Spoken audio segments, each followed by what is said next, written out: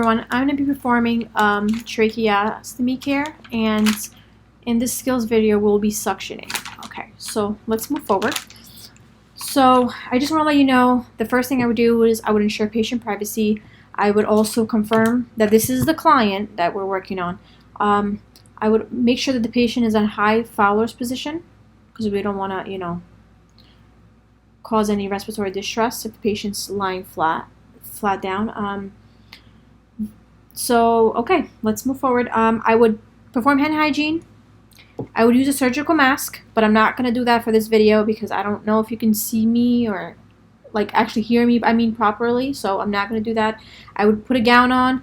I would wear goggles because secretions can, no control of them. They can just, hit you in the eye, and we don't want to do that. We want to minimize infection, risks, everything possible. Okay, so I do have my normal saline. It's in this glass. I have a suction catheter kit. It's going to be a 12 French. I placed a napkin over my patient's chest area to prevent, any secretions falling on their skin. So, let's move forward. I'm going to open this.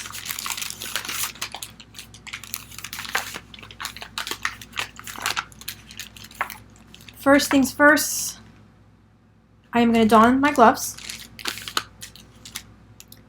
And the patient's name is Charles. Okay? I would explain to Charles exactly what I'm doing and how I'm going to do this out loud. So as I'm speaking, I'm really speaking to Charles and explaining to him what I'm doing. So I'm going to don these gloves sterile. Okay? Cuff method. Okay, get rid of this. Keep my hands above my waist. Not turn my back towards the patient. I'm going to use my non-dominant hand now to do a lot of these things. So first things first, I'm going to use my dominant hand to remove the sterile basin, not touching the outer portion of this paper. I'm going to open it. Grab the catheter, 12 French catheter, without touching the plastic. I'm going to get rid of this. Okay.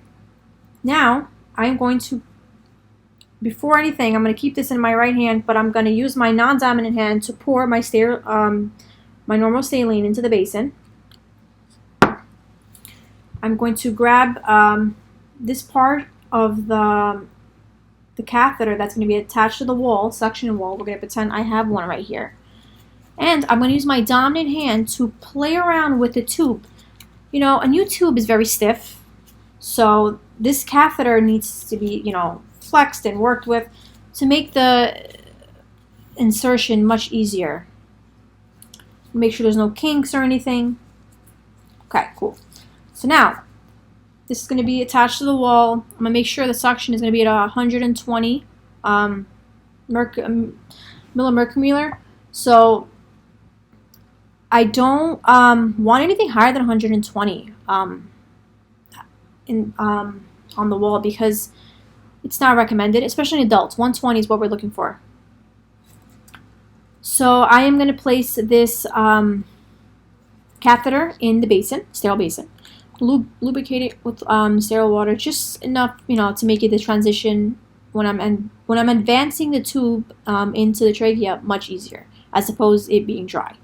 So, all right, I'm going to ask the patient to prepare. I'm going to be inserting the catheter. So as I'm inserting the catheter, I'm going to keep advancing the catheter until I meet resistance or the patient coughs, whichever comes first. Then, when that happens, I'm going to extract the tube about 1/2 inch, and then I'm going to suction intermittently by blocking this airflow with my thumb for about 10 to 15 seconds. And then I'm going to, as I'm doing that, I'm going to extract the tube, but rotate the tube as I pull back. So I get all the areas slowly. I don't want to go too fast. So after I pull back, take a look at the suction wall. It looks like there's secretions in there. And the patient looks okay. I asked the patient, how are you feeling? He said, this is fine. I would auscultate after I'm done suctioning to make sure, we compare it to baseline or to what I heard prior to starting this suctioning, to just see if there's any difference. I would get rid of this stuff, throw it in the trash, and that's about it. I'd make sure I place the call bell within reach and bedside table near the patient, and that's about it.